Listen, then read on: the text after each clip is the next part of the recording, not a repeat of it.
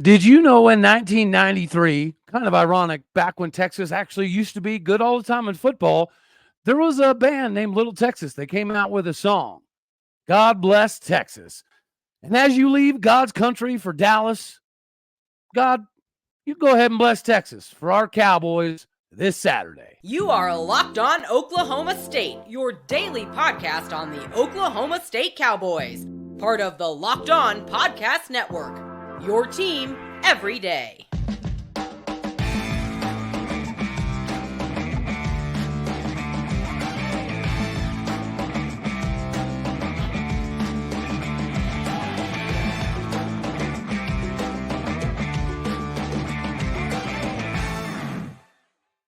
Howdy, y'all, and hello, all. Welcome back to Locked On Oklahoma State, your daily stop for all things Cowboy and Cowgirl related. My name is Cody Stovall. I want to thank you kindly for stopping by to make this your first listen here on Locked On Oklahoma State. We're available on all of your podcasting platforms, visually, of course, as well. And find me personally on Twitter at All Day of State. Today, we're partially brought to you by FanDuel. FanDuel's the number one sportsbook betting partner in America, so make sure you get your $150 back in bonus bets with any $5 moneyline bet at FanDuel.com/lockedon. We're going to make this one kind of short, sweet, to the point, because we're Arlington bound, baby. By the time you see this, I should be halfway out of Colorado. It's just a nice little fun 12, 13-hour drive. I got it. I'm excited for it. And there's a lot of things that we've discussed in regards to like this potentially being a bulletin board style of game for Oklahoma State. You know, we have nothing to lose. We're playing with house money. And one of the things that I think needs to be hammered home from the very beginning is we got to try to prove a point. From a physicality perspective, obviously, you know, Texas is likely to come out pretty fired up. We have to match that intensity, right? So that's one of the top matchups in and of itself. I think another one of these top matchups, ironically enough, is going to be the two head coaches. You know that the Texas players, if there's any quote-unquote bulletin board material they have that's somewhat, you know, relevant, would be that they're going to back Steve Sarkisian because they feel like he got screwed out of the Big 12 Coach of the Year award. Now, we've already talked multiple times, not just because we're diehard O-State Cowboy fans, but because Mike Gundy did earn and deserve this award. So, this is going to be a good time for Mike Gundy to prove that. Steve Sarkisian has only won more than 10 games once, ever, and that's right now. For all the downsides that I've expressed earlier in the season about Mike Gundy, this is not new to him. So that's one of the top matchups. And as we said all daggone week, if you give me an ugly, dirty, nasty, muddy, close fourth quarter game, and then you get to kind of highlight that matchup between Steve Sarkisian and Mike Gundy, I actually would bet on Gundy here, guys. Mike Gundy, when he's the favorite in big games, it's a little bit different. But when he's a double-digit underdog, Mike Gundy wins. He does do that all the time. So Texas should be worried. Another big-time matchup, I think, is Corey Black on Xavier Worthy, primarily because of the Kobe Black situation. And Corey Black got honorable mention, all Big 12, which is obviously a pretty big honor in and of itself. He does have the ability to come back for another season. I think some of that will be contingent upon what Kobe Black does. Is Kobe Black still heavily leaning Texas right now? Yes, he is. But as we've discussed 3 months ago, he was not even considering O-State. I would say that we got up to like at least a 30, 35% consideration with multiple in-home and in-person visits from Brian Nardo. If Kobe Black shows up and shuts down, whether it doesn't even matter if it's Xavier Worthy. If you want to go to the other side of the ball to Adonai Mitchell, if you want to even scoot Jordan Whittington in the mix as well, the other side is going to be a pretty big thing to watch out for. But I really want to see Corey Black have a big game here because his brother's on hand, most of his family's on hand, and what his decision is, I don't know. You just got to think, if we get this done, what the emotion, energy, feeling, the visceral reaction that you're going to get as a recruit, and we will have a decent amount there, as well as some current commits. But just imagine walking into that locker room after this one and how electrifying that has to feel. Do we get Kobe Black? Obviously, it's not super likely. But what Corey Black does in this game with so much family on hand, and it being Texas, our competitor really here for Corey or Kobe, I'm excited for that particular matchup. All right, another big-time matchup is going to be T'Vondre Sweat versus either Dalton Cooper. I hope he gets to line up Dalton Cooper. They do move him around, right? So Jake Springfield's going to get some play as well. But give me T'Vondre Sweat versus Dalton Cooper and see what Dalton Cooper can do with that. I think there's a lot of reasoning why Dalton Cooper has graded so high this season on PFF. He also was an all Big 12 honorable mention. Maybe could have been a little bit higher up there. This is a good opportunity for him. Right? This is going to be about personal battles. Corey Black is going to take this game personal, as he should. Dalton Cooper needs to take this game personal, as he should. So that's another big-time matchup. And then we've already discussed quite a bit our wide receiver core and, how that could play out. But give me Ollie Gordon versus Jalen Ford. Jalen Ford's an NFL guy. Jalen Ford is a top 3 round guy. This is the best D-line we faced. I think that our linebacker core is better than Texas, but of course, Texas isn't going to agree with that, right? And that's okay. Xavier Benson might have something to say about it. And then, of course, our man, OG2, Ollie Gordon in this game, knowing that he's a little bit banged up, knowing we're going to have to put pounds of tape on that ankle, knowing that he felt disrespected by Texas, and he literally grew up a few blocks away basically from the stadium, and they waited till literally the last day to offer him. Now, but Texas, their plan is to shut Ollie down. That's going to be the most interesting thing. Is an 80% Ollie Gordon going to be so massively motivated for this one that it doesn't matter? Or does Texas defense show up and show out like a lot of people, the national punditry at least, feels like they're going to do? But again, we've got a lot of personal beef style of matchups that if we take it personal, I think the fist fight is the best equation here. 100%. Speaking of equations, before we get to guys like Xavier that we got to send off the right way, we're about capitalization. This season's been about capitalization. Our plea for Mike Gundy has been for capitalization. I think we've pretty much done that. But of course, this is another big opportunity to solidify that. And I do think Mike Gundy does pull this off. No matter what happens in the bowl game, this is definitely his best year at the helm as the head coach of Oklahoma State. No questions asked. 2011, great. 2021, great. But the circumstances from last year to the beginning of this year to where we are now, if he wins this game, I think this is his best performance ever. You need to make sure you're performing as well. And FanDuel is going to help you perform because, again, right now our new customers are getting $150 back in bonus bets with any $5 winning moneyline bet. That is 150 bones back if your team wins off the moneyline bet. If you've been thinking about joining FanDuel, there's literally not a better time to get in on the action. Got to go make it a money, honey. The app is safe, secure, super easy to use. You can bet on a wide variety of things from spreads to player props to over-unders, Heisman, Super Bowl, and more. Go to FanDuel.com/lockedon, all one word, to kick off your NFL money-making season. Again, that is FanDuel.com/lockedon. Go there now to kick off your NFL season with FanDuel, the official partner of the NFL. It's a decent segue because of all the NFL guys that Texas has. You know who's not projected as an NFL guy, you guessed it, Xavier Benson. Now, do I think that he'll have the opportunity to, at minimum, have a few cups of coffee in the NFL? Yes, I do.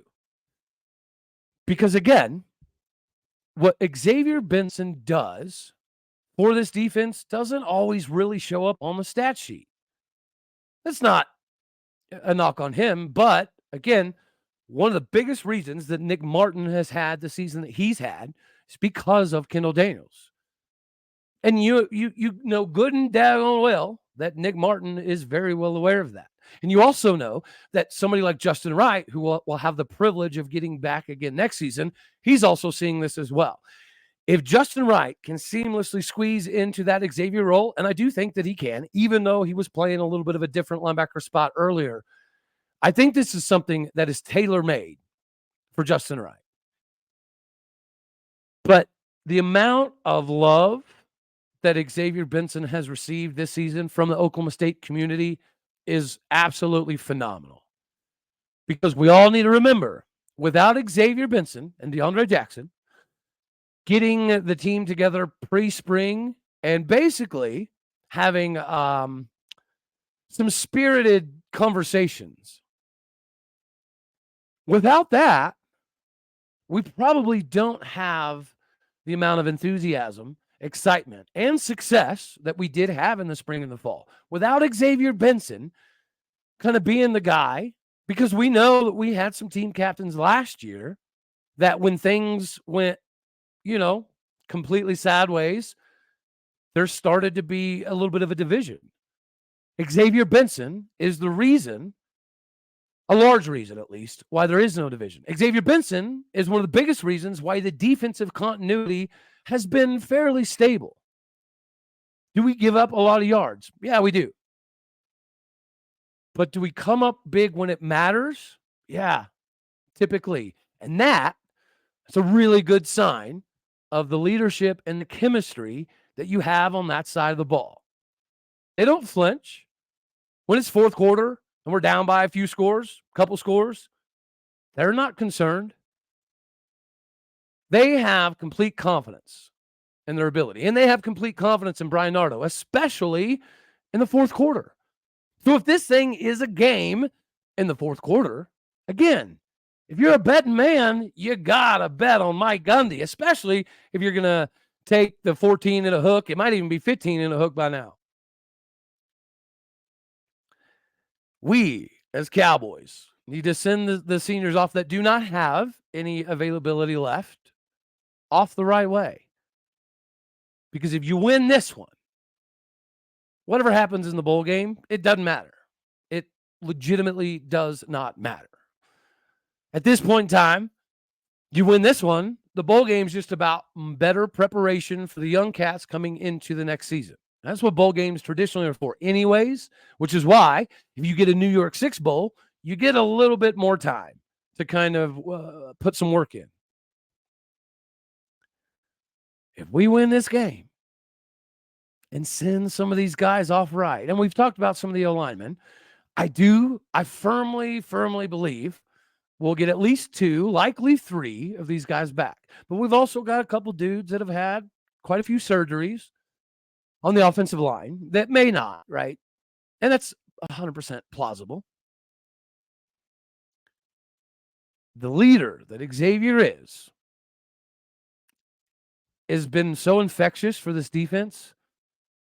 That's partially why we are where we are now. And Trey Rucker.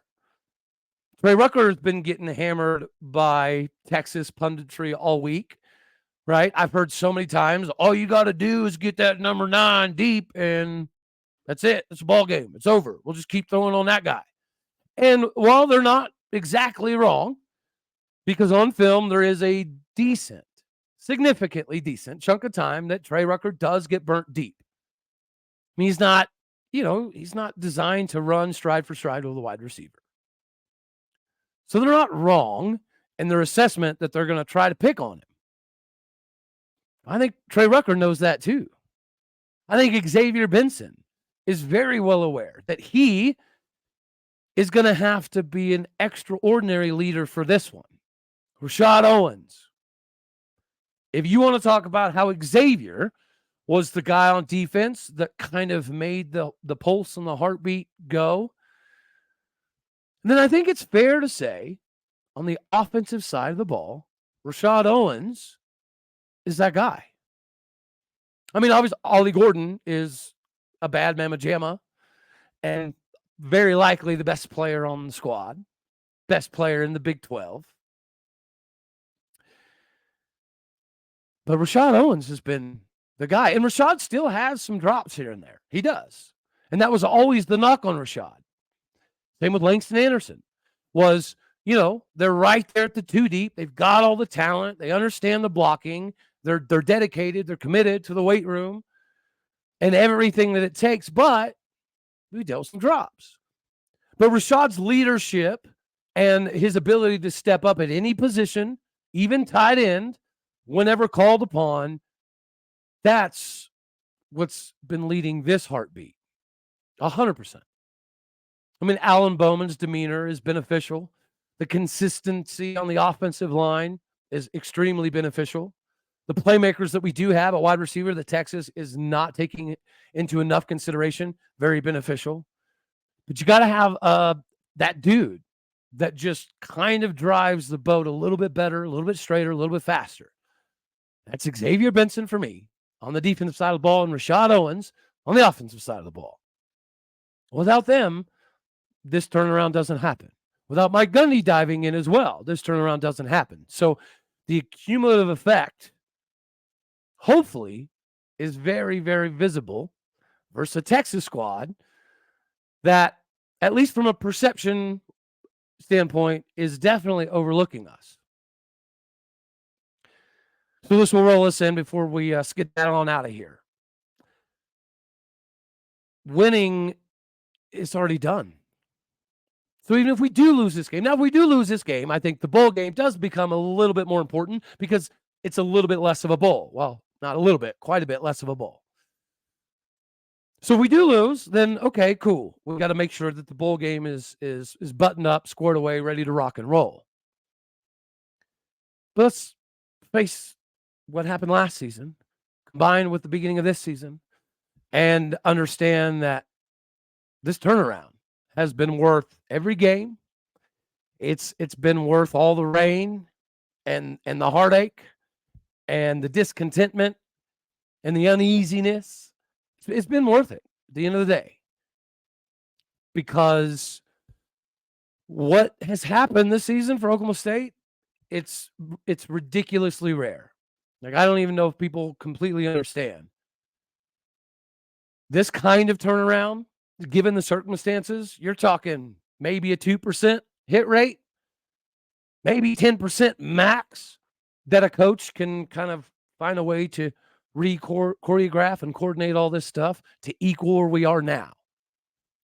So if we don't win, okay, let's make sure we get ready to rock for this bowl game. But if we do win, then the bowl game is just like this. It's kind of house money. But this ride has been the epitome of the cardiac Cowboys, right? We've all died inside at times this year. We've all almost fainted at times with excitement this year. This ride has already given us everything you do and don't want out of one season. So it'd be nice to put a nice orange, the appropriate shade of orange, America's brightest orange, fun, big, fancy bow on this thing here. Because again, I do feel more confident now than I did when I watched Texas play Texas Tech. And again, I think it's just because of the masses that are completely underestimating our abilities. Like you're not hearing very many good things about Oklahoma State's opportunities. And I think that's great for us. This is exactly the position we need to be in. This is exactly the position that Mike Gundy typically thrives in. Even if it's not the overall, he's good on the points at least, right? All right, y'all. By the time you see this, I should be halfway out of Colorado. If you want to have a beer, hit me up on Twitter. You want to grab a bite, whatever. You want to come, throw a punch at your boy. I get it. It's whatever. Just let me know. I'll be the tall, loud, bearded fella hopping around like a pirate. Oh, in orange, of course, depending on what we wear. If we wear orange, I'm going all orange. If we are orange and black, then I'm going to break out the black James Washington autographed jersey. I never wore it to a game, but if we wear black, I think I'm in for it. All right, y'all. You know I love you. As always, God bless. Go Pokes. And thank you for tuning in to make this your first listen to our Locked On Oklahoma State. If you're traveling, safe travels. Throw this in on the drive. The podcast is 100% designed for days like these. Make sure you go leave a review. Like it if you like it. Dislike it if you don't. On the YouTube side, that's okay, right? We don't have to like every single thing. Most importantly, share, subscribe, and all my podcasting people out there, drive safe. Hopefully I can help you with the trip here. Make it a little less monotonous at least. And, hit me up if you want to hang out in Arlington. All right, y'all. I'm gone. Later, taters.